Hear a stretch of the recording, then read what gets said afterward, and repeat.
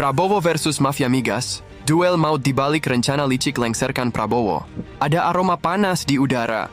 Kabarnya, mafia migas mulai ketar-ketir gara-gara Prabowo berencana membongkar skandal besar yang selama ini jadi momok di negeri ini. Konon, kalau Prabowo nekat menguliti permainan kotor mereka sampai ke akar, nasib kursi kepresidenannya bisa terancam. Berani lawan atau justru jadi target? Jangan salah, ini bukan lawan kaleng-kaleng. Mafia migas bukan sekadar kelompok biasa dengan modal recehan. Mereka punya uang dalam jumlah yang mencengangkan. Bisa jadi lebih besar dari gabungan miliarder top dunia. Dengan kekayaan yang melimpah, mereka bukan cuma bisa beli pulau pribadi atau armada jet, tapi juga bisa mengendalikan opini publik, menyusup ke kebijakan, bahkan mempengaruhi siapa yang naik dan turun dari tampuk kekuasaan. Apa yang bikin mereka panik sekarang? Simple. Prabowo bukan tipe pemimpin yang bisa disetir. Rekam jejaknya menunjukkan ketegasan tanpa embel-embel kepentingan bisnis di sektor ini. Kali ini, niatnya membersihkan Indonesia dari cengkeraman mafia migas bukan sekadar janji politik kosong. Namun, mafia migas tentu tak akan tinggal diam. Mereka tak mungkin belak-belakan muncul dan berkata, kami menolak pemberantasan korupsi, itu konyol. Sebaliknya, mereka beraksi di balik layar, menebar isu miring, menggulirkan propaganda, hingga merancang skenario untuk melemahkan Prabowo secara perlahan. Mereka berusaha menciptakan ilusi seakan-akan Prabowo sudah kalah, bahkan sebelum pertarungan dimulai. Mereka menggiring opini bahwa seorang presiden bisa dijatuhkan jika berani mengusik kepentingan bisnis mereka. Tapi, apakah benar semudah itu? Jangan lupa, Prabowo bukan pemain baru di dunia politik. Dia sudah lama mengasah strateginya di papan catur kekuasaan. Dan yang paling penting, dia punya dukungan rakyat. Mafia migas boleh punya uang, bisa menyewa orang, membeli opini, dan bermain di balik layar. Tapi ada satu hal yang tidak bisa mereka beli, kepercayaan rakyat. Jika rakyat menyadari bahwa ini bukan sekadar persaingan politik, melainkan pertarungan antara kejujuran melawan keserakahan, antara keadilan melawan korupsi, maka dukungan kepada Prabowo akan semakin menguat. Ini bukan cuma soal kekuasaan, tapi tentang harga diri bangsa. Membiarkan mafia migas menang berarti membiarkan korupsi terus menggerogoti negeri ini. Dan lebih dari itu, ini bukan hanya tentang uang negara yang dirampok, tetapi juga tentang masa depan kita yang dipertaruhkan. Bayangkan jika ada seseorang yang menyimpan 1.000 triliun di rumahnya, hampir setengah dari APBN Indonesia. Jika uang sebanyak itu digunakan untuk pendidikan, kesehatan, dan kesejahteraan rakyat, Indonesia sudah bisa melesat menjadi negara superpower. Tapi, jika hanya dikuasai oleh segelintir orang, kita akan terus terjebak di titik yang sama. Karena itu, mafia migas harus dilawan. Prabowo harus terus melangkah, dan rakyat tidak boleh tinggal diam. Ini bukan hanya perjuangan seorang presiden, tapi perjuangan seluruh bangsa. Jangan biarkan kepentingan segelintir orang merampas masa depan kita. Justru sekarang yang seharusnya mulai panik adalah para mafia migas. Jika rakyat bersatu, mereka tak akan bisa lagi bersembunyi di balik kekayaan mereka. Selama Prabowo tetap tegak dan tak gentar, pijakan mereka akan runtuh. Dan saat itu terjadi, Indonesia akan benar-benar terbebas dari cengkeraman mereka. Dulu, mereka bisa membeli pejabat, mengendalikan media, bahkan menekan aparat. Tapi zaman telah berubah. Dahulu mereka bisa menguasai informasi dan membungkam siapapun yang berani menentang.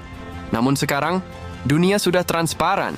Media sosial berkembang pesat, investigasi bermunculan, dan rakyat semakin sadar akan permainan di balik layar. Begitu kebenaran terungkap, rakyat pasti bergerak. Ingat reformasi 1998.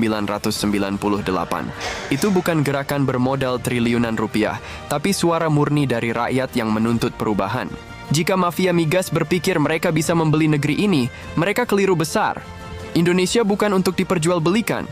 Rakyat punya harga diri dan kehormatan. Sekarang, bagaimana strateginya? Mafia migas memang kuat, tapi Prabowo juga bukan lawan sembarangan. Untuk menang dalam pertarungan ini, langkahnya harus cermat dan terukur. Bukti harus dikumpulkan, dipastikan kuat, dan jika sudah di tangan, dunia internasional harus mengetahuinya. Ketika mata dunia tertuju ke sini, mafia migas tak bisa lagi bersembunyi. Gunakan jalur hukum yang ada. KPK, Kejaksaan Agung, Polri, semua bisa menjadi senjata jika dipimpin oleh orang-orang berintegritas.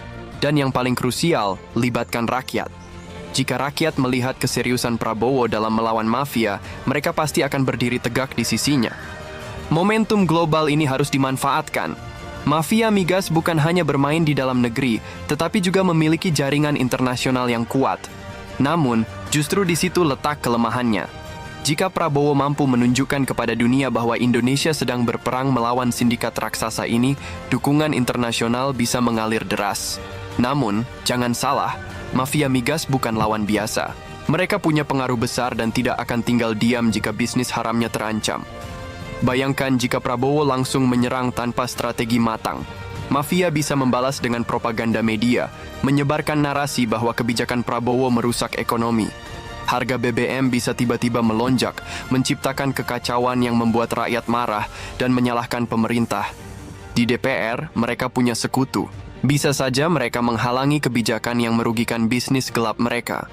Bahkan, dengan kekayaan triliunan rupiah, mereka bisa membiayai gerakan oposisi, mendanai demonstrasi besar-besaran, dan memanfaatkan isu sosial untuk menggoyang pemerintahan. Perang melawan mafia migas bukan sekadar urusan dalam negeri, tetapi pertarungan global.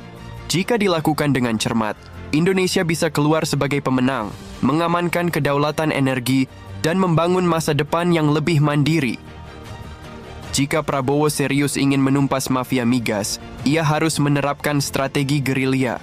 Langkah awal bukan dengan langsung menyerang para bos besar, melainkan membidik jaringan bawah terlebih dahulu.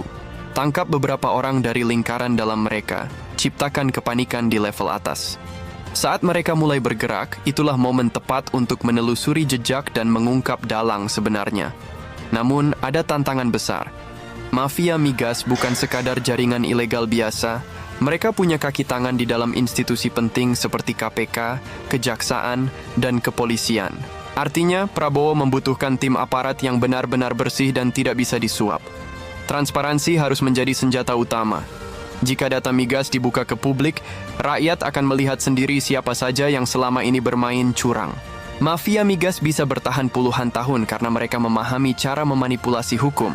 Tetapi begitu rakyat sadar akan permainan ini, ancaman terbesar bagi mereka bukanlah aparat penegak hukum, melainkan kesadaran publik. Mafia bisa membeli politisi, tapi mereka tidak bisa membeli harga diri bangsa. Kini, ada dua kemungkinan yang bisa terjadi. Jika Prabowo sukses memberangus mafia migas, Indonesia akan semakin mandiri dalam sektor energi. Harga BBM lebih stabil, kesejahteraan rakyat meningkat, dan Indonesia bisa menjadi contoh keberhasilan dalam memberantas korupsi energi. Namun, jika mafia tetap berkuasa, mereka akan terus memainkan harga BBM, menguras kekayaan negara, dan menjadikan Indonesia sapi perah bagi kartel global. Jadi, pertanyaan utamanya bukan hanya apakah Prabowo berani melawan mafia ini, tetapi apakah rakyat siap berdiri di belakangnya? Jika rakyat memilih diam, maka mafia akan terus berkuasa tanpa hambatan. Mereka bukan sekadar pedagang minyak, tapi bagian dari jaringan global yang mengendalikan ekonomi dunia. Negara-negara berkembang, termasuk Indonesia, tak luput dari cengkeraman mereka. Mendanai demonstrasi besar-besaran dan memanfaatkan isu sosial untuk menggoyang pemerintahan.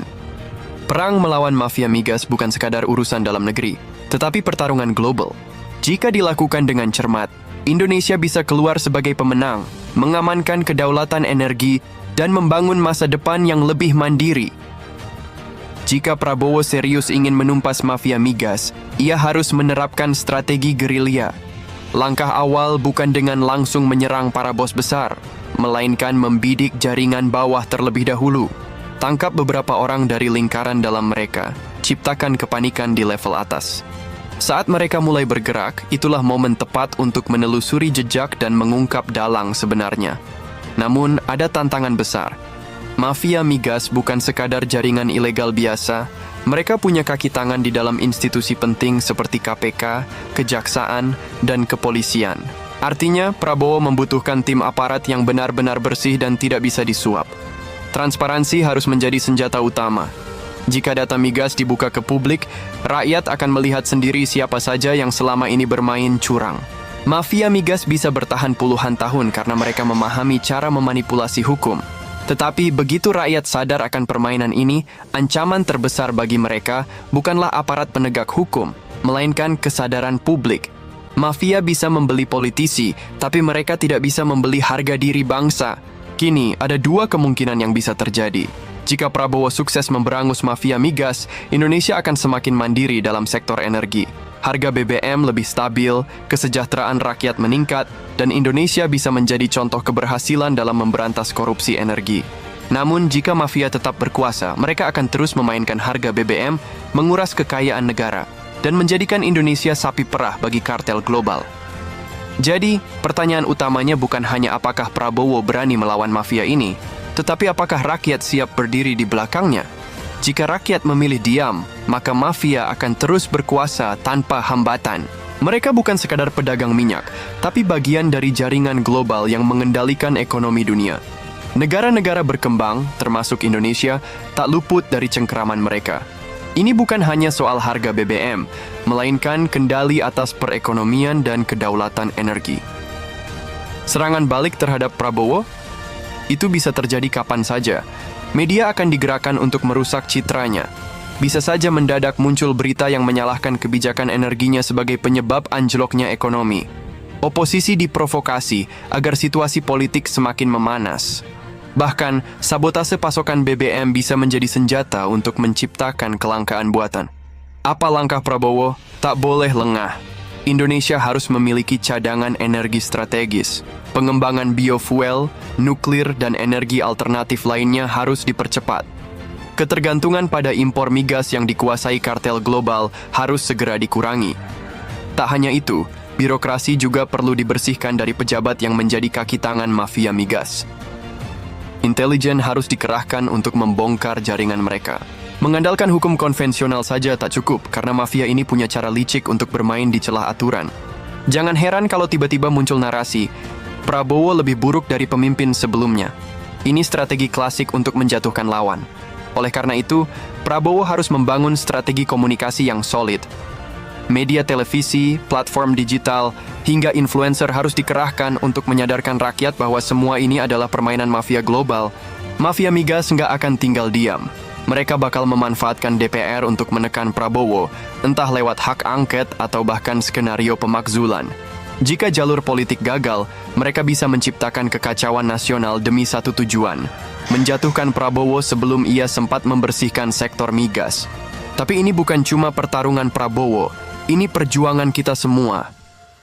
Rakyat harus sadar bahwa ini bukan sekadar intrik politik, tapi soal masa depan Indonesia. Selama ini, mafia migas telah mengendalikan siapa yang bisa makmur dan siapa yang terus terjebak dalam kemiskinan. Kalau kita ingin perubahan nyata, kita harus mendukung langkah Prabowo dalam mereformasi sektor migas. Jangan biarkan propaganda media yang dibiayai mafia membelokkan kebenaran. Kita harus terus mengawasi siapa saja yang bermain di lingkaran kekuasaan demi kepentingan mereka sendiri.